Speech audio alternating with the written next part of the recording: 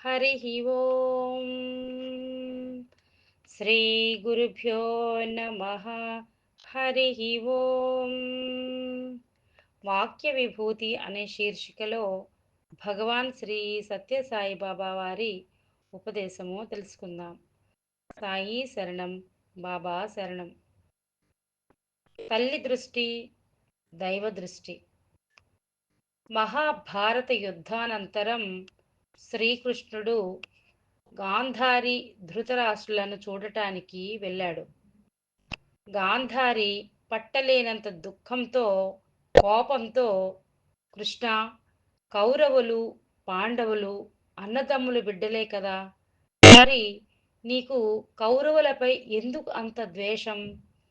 5 మంది పాండవులను సురక్షితంగా కాపాడావు, కానీ నా 100 మంది కుమారులలో ఒక్కడైనా మిగలకుండా చేశావు. ఎంతటి పక్షపాతం నీకు అన్నది. అప్పుడు కృష్ణుడు నవ్వుతూ, గాంధారి, నీకు 100 కుమారులు కలిగినప్పటికీ ఏనాడైనా ఒక్కడినైనా నీ కంటితో చూసావా? తల్లి దృష్టికే నోచుకోలేని వారు దైవ దృష్టికి ఏ రీతిగా నోచుకోగలరు అని ప్రశ్నించాడు. కనుక కుమారుడిపై తల్లి దృష్టి పరిపూర్ణంగా ఉండాలి. ఓం శ్రీ సాయిరాం.